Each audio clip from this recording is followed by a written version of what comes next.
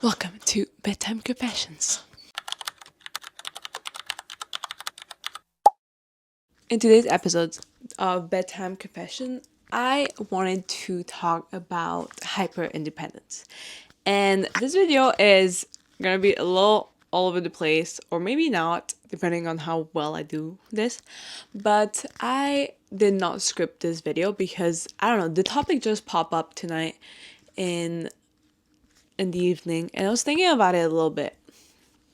And I think in today's society, there's been this romanticization of independence, and there's this surge of people wanting to be more independent. Like, we can see, I personally think that the world has become more and more independent, as in, like, we don't rely on other people for anything anymore. We don't rely on people as much as we used to. And so it's changing the dynamic of how we interact with each other. For example, if we think about how we behave in society nowadays, it's very individualistic.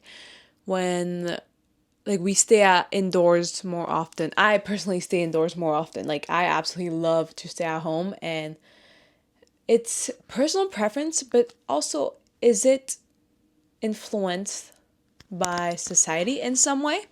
And maybe it is, and I'm kind of like thinking about it because, for example, I could do everything by myself. I could order takeout and it's delivered to my door. I don't even have to interact with the person.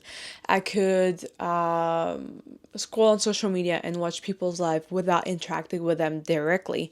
I can watch TV shows without other people, just by myself, and spend hours being entertained without someone else present. I could play games by myself. Like, there's so many things that I could do by myself nowadays. And yes, it's good in the sense where it's like, now we don't have to rely on other people, or we don't have to wait around for other people to do the things that we do enjoy. And I think that's great. I think that's like beautiful that we can spend our time alone and feel fulfilled by this. But I also think that this culture of individuality has become something more than just spending time alone for the benefit of it. I think that with the surge of independence, and especially hyper independence, there's less community, there's less partnerships, there's less conversation about like harder topics or being vulnerable with each other. And I think we're losing that sense. And I wish we didn't, because I think it's what makes us human, like to connect with other people. And it makes life more fulfilling and more intriguing to interact with someone that we don't know about, and that we get to discover them as we interact with them more and more. And that's why I wanted to bring up the topic of hyper independence, because I think a year ago, I've slowly started to detach myself from expecting from other people, and not relying as much on my close circle for emotional needs, or just to support me in general, because I thought that I didn't need them, because I didn't want to be a burden, or I didn't want to dump on them the emotional toll that I was going through. And so I started to like be more reluctant, and I didn't open up as much anymore. I wasn't willing to share my life anymore, because I felt like me sharing my life felt narcissistic, or felt bad in a way. I thought that they didn't really care, that maybe because they weren't asking, maybe I shouldn't divulge what I'm doing, or like what I'm aspiring to do in my life, because maybe that's not their business, and maybe they just don't care. But the thing is, with creating all these beliefs that other people don't care, is what made me become hyper independent, and led me to create this bubble where it's like, my life is my life and other people are not privy to that. And whenever But then there's like the flip side where it's like whenever someone asks, I would be like so excited to share. I would want to tell them everything that's going on and like share, like overshare, because even though I created this bubble, I still deep down wanted that connection, you know?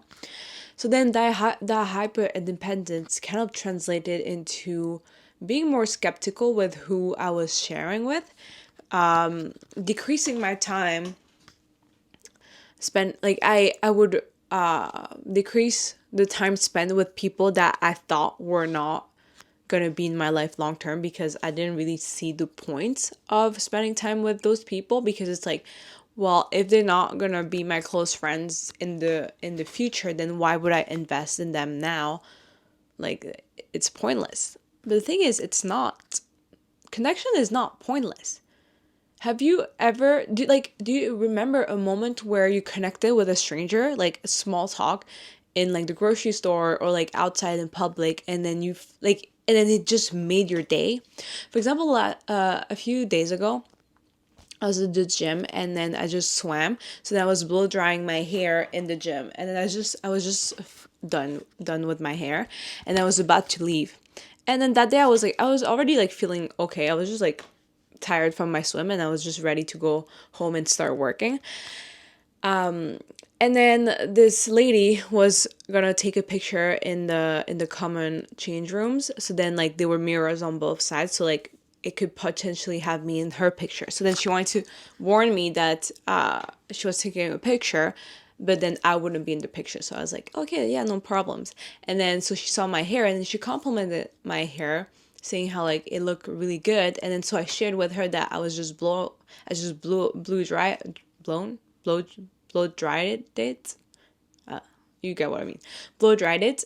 And then she was like so amazed, and like she was complimenting my hair, and that felt amazing. And then so like I wanted to open up to her, saying like, yeah, I use this like hair dryer, blah blah blah, just like, you know, like usual small talk. And then like stepping out of the gym from that interaction, I was like, oh wow, like that was so good. Like it was like, it's such a not meaningless, but like it didn't have, like that conversation was not, how can I put it?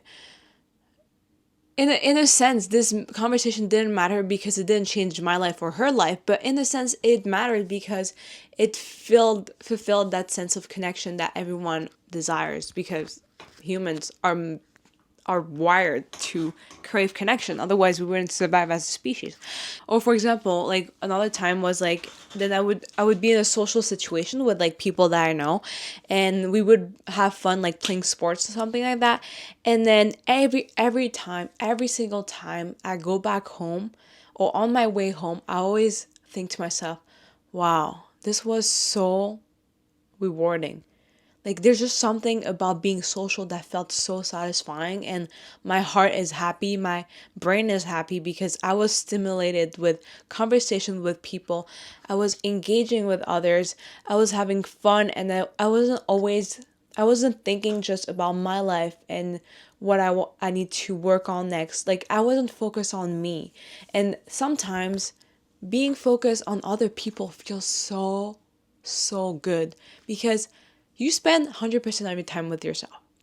So let's say you're hyper independent. Everything is about you in a good way. Like everything is about you. So you have to go to work. You have to like work on your goals, do your meal, think about your thoughts. Like everything is centered around you. And when you're hyper independent, that's like 100%, maybe like 99% of your time. And then when you're in those social circle, when you have an event, then everything is about everyone else. For a split second, you get to breathe from your own present and get to enjoy other people. And I think that's why even with hyper independence, we need to try to allow other people to be in our lives, because it feels so good, you know, like, and you know, just call it as it is. It's selfish. For me, being social is selfish because I love that sentiment. You know, I love those feelings. after being social for a little bit. So yes, hyper independence might be a response from trauma, from people hurting you, from not having the support system, not having the opportunity to be social. And I understand. If you need to be hyper independent to survive, then that's what you need to do. But if you have the opportunity to reach out to people, to confide in other people, and to just be social, then do it, because it is so rewarding to do so. And I think that hyper independence is literally a coping mechanism, because it's like you're protecting yourself from the outside world because you're scared of how it's going to trigger you, or if you will be able to handle it if something bad's going to happen. But you need to trust yourself that you are able to handle what it is that's going to come your way, because you've been doing that so far. Like, you're still alive, right? So then why would you doubt your ability to handle whatever comes next? Hyper independence is literally a bubble. It's a bubble that you need to pop and start reintroducing ties to other people and allowing people to come back in, because hyper independence in the long run is not fun. You're gonna end up alone, and you're not gonna have as many opportunities and experiences as you would if you were not as hyper dependent. So if you feel like you're kind of in that hyper independence era of your life where you kind of shut down everyone around you because it was just too much at some point, and just being by yourself was just easier for survival, for mental health, or whatever reason it is, just start thinking about ways that you could slowly come out of that bubble if you're able to, because it's worth it. The strongest benefit of hyperindependence is you don't need to count on anyone else. And yes, then it's like you don't have to wait on anyone else to do whatever you want to do, or like if you need help, then you can just do it yourself, right? But the thing is, like, the people around you want to help you. I love helping my friends. If it's giving advice, helping like an event, or helping in their projects, please let me in. Like, give me the opportunity to help you. Because, like, as a friend, it feels rewarding to be a part of someone's life. So don't think that the people around you don't want your presence, because they want it. Because otherwise they wouldn't be in your circle. They wouldn't be around you. They wouldn't be supporting you or checking up on you or just being there for you whenever you need it. The people around you want to be in your life, and they want to be a part of your life. And so open it up to them and start being a burden to others. Because being a burden to someone that loves you is not a burden for them. They welcome the burden of your mental toll, your emotions, your problems, because they want to help you figure it out together. So please start being a burden to others. And I honestly, there's a point in my time I refused to talk about my problems to other people, and it made it worse. Because when you're trying to just fix it yourself or help yourself out, especially in like crisis where emotions are involved, thoughts are involved, decisions are involved, you only have your own point of view and biases and subjectivity to make that decision. But then when you bring in other people, and you don't have to listen to them if you don't want to, but you can ask for diverse opinions so that you can make a better decision for your life.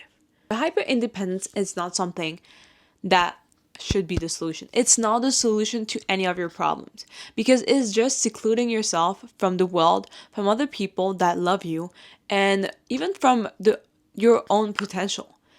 Because the more you interact with people, the more opportunities you get, the better your experience of life is, and everything else just feels more possible. Because when you talk to a friend about your dreams and they support you, then you feel even more inclined to pursue that dream, because you're like, well, damn, if they believe in me, then like I'm capable of that, right? So it's like it's giving you so much more power to be yourself than if you were in your room and thinking about your dream. So hyper independence is not the solution. Open up to people, be a burden, count on people. If they let you down, it's just because they're not your people. But don't let that stop you from reaching out to people, creating new meaningful like relationship with others, whether friends, romantic, family. It's important to stay connected with the world around us, because otherwise being in your head and being in your bubble and just living by yourself is not the life you deserve. Everyone deserves a life where there's connection, where you're thriving, where you're meeting new people, you're being social. There's just so much more to life than just hyper independence. So I don't know what the message was from this video, and hyper independence is just something it's hard to deal with, especially if you've been in this hyper independence bubble for a long time. But please start letting your guard down in healthy ways. Please don't injure yourself or do anything dumb, but start opening yourself up to the world, because it's so wide and big and generous if you want it to be. So I'm gonna leave you with that last sentence, because I don't know what else I could ramble about hyper independence. But okay, I'm gonna go to bed soon, and then I hope you have sweet dreams tonight, and I hope you enjoyed this bedtime confessions. And if you have any other topics that you would want me to discuss and give my opinion on, then feel free to leave me a comment and I will do a video about it. Okay, have a good night. Bye.